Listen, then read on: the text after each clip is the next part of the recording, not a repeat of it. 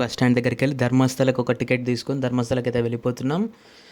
ఇదైతే రూట్ ఇందాక చూసారు కదా సౌండ్ అయితే 250 260 పడింది. 1 నైట్ జర్నీ. నైట్ 9 o'clock అలా ఎక్కా. మార్నింగ్ 4 కల్లా దిగేసా. ఘాట్ రోడ్ అసలు మామూలుగా లేదు, చుక్కలు కనిపించాయి.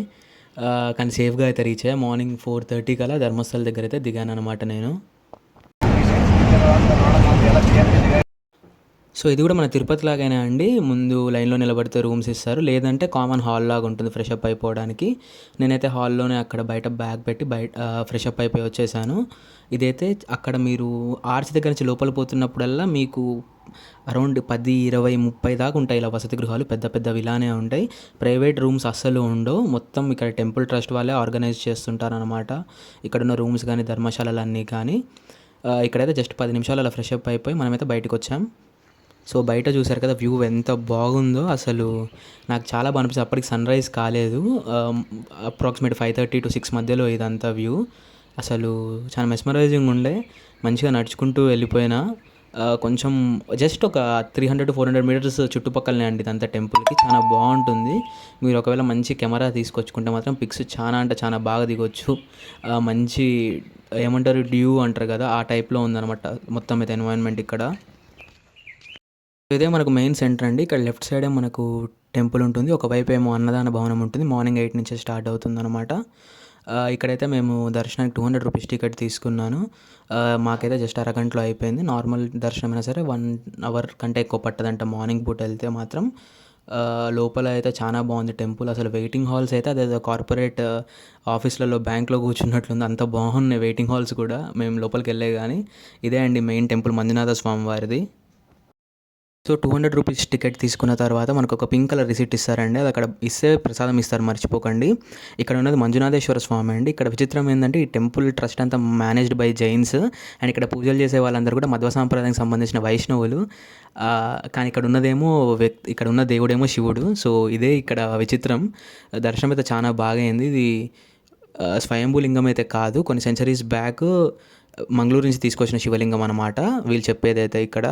సో దర్శనం అయిపోయినప్పుడే మనము సౌత్ కాల్ గణపతి టెంపుల్ అని ఒక దగ్గరికి వెళ్తున్నామండి. ఇక్కడ నుంచి క్యాబ్లో 100 తీసుకున్నారు. 15 to 20 చూసారు బాగుందో నేచర్. ఒక్క నిమిషం ఆగండి.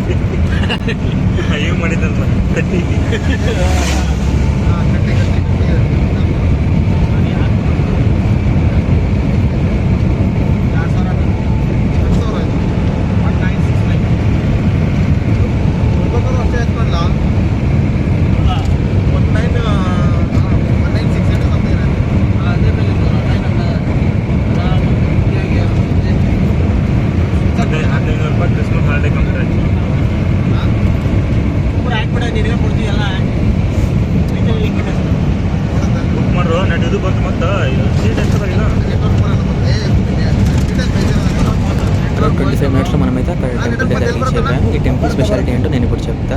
ఇది ప్రపంచంలోనే ఎలా అంటే వితౌట్ ఎనీ రూఫ్ ఉన్న గణపతి టెంపుల్ అనమాట. చాలా బాగుంటుంది. ఒక అడవి మధ్యలో ఉంటుంది. మీరు ఎటు చూడండి 4 వైపులు మొత్తం చెట్లు, మొత్తం అడవే ఉంటుంది. సో ఇది మహాగణపతి దేవస్థానం అని ధర్మస్థలం నుంచి కుక్కేకి వెళ్ళే రూట్లో ఉంటుందన్నమాట. చూసారు కదా స్వామివారిని. ఇక్కడ మెయిన్గా స్పెషల్ ఏంటంటే అవలక్కి ప్రసాదం అండి. మన బెల్లం ఉంటుంది కదా, బెల్లం ఇంకా అటుకులు కలిపి గణపతికి నైవేద్యంగా సమర్పిస్తారు. వీటితో పాటు అప్ప అని ఉంది, మన గుంత పొంగనాలు లాంటివి అనమాట. అప్పం అని ఉంది. వాటితో పాటు ఇంకా లడ్డు కూడా ఉంది. ఇది చాలా స్పెషల్ అనమాట ఈ ఏరియాలో. సో మనం ఎప్పటి నుంచో చూసుకున్నట్లయితే గణపతికి అటుకులు బెల్లమే సమర్పించాలని ఎక్కడ చదువుతుంటాం కదా, ఇక్కడ మాత్రం అదే సమర్పిస్తారు. 80 రూపీస్ బ్యాగ్. ఇదైతే నేను తీసుకెళ్ళి బయటకు వచ్చేసి నేను ఇతన్ని ఏమంటారు రిటర్న్ అదే క్యాబ్ అయినా ఇక్కడ ఒక ఊరిలో దింపాడు. ఆ ఊరు పేరు కొక్కాడ అండి. వాళ్ళు కొక్కాడ దగ్గర దిగాక చూస్తుంటే ఇక్కడ వైద్యనాథేశ్వర స్వామి టెంపుల్ అని కనిపించింది. అవి మ్యాప్స్ అవి ఇవి పెట్టుకుంటూ పోతే అక్కడ శివుడే ధన్వంతరిలాగా, శివుడే వైద్యనాథేశ్వరులాగా కొలువైన చిన్న క్షేత్రం అండి. చాలా లోపలికి ఉంది ఇది.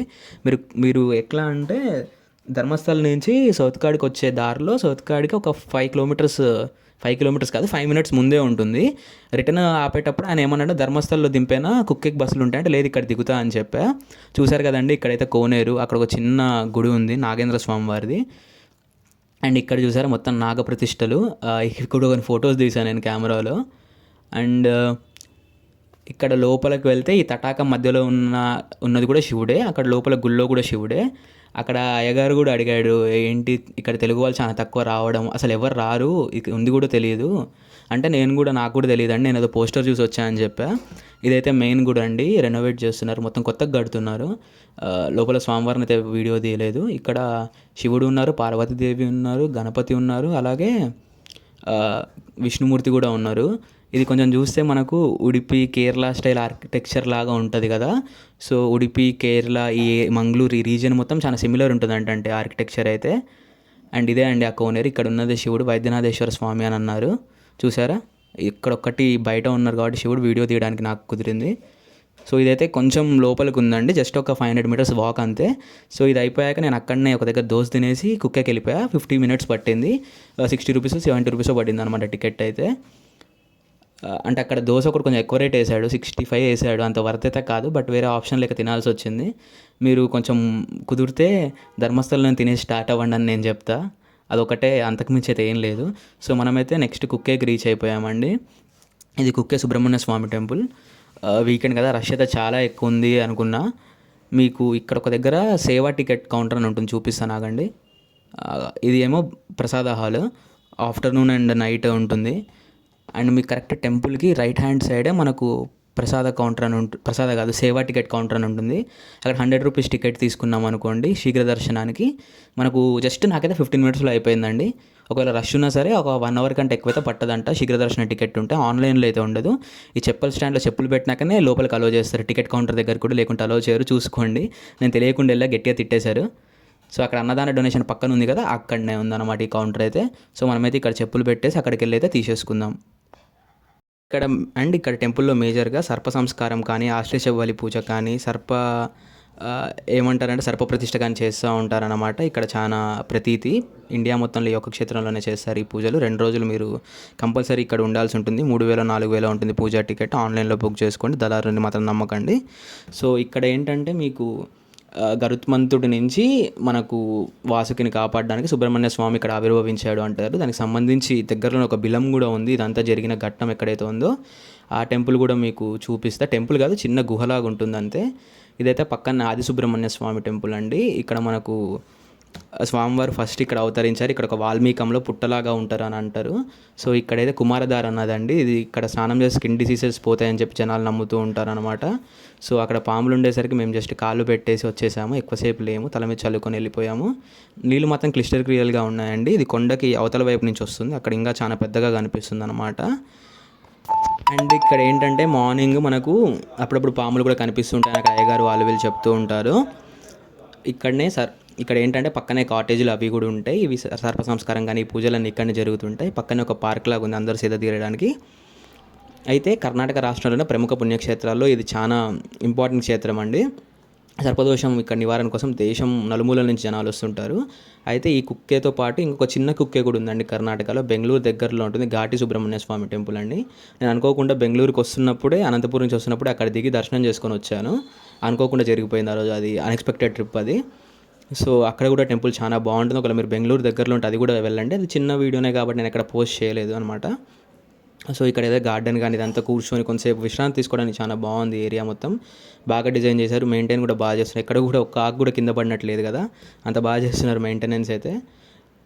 అండ్ ఇక్కడ పక్కన ఉన్న కాటేజెస్లో ఇక్కడిక్కడనే ఈ పూజలు అవి అవుతుంటాయని అన్నారు.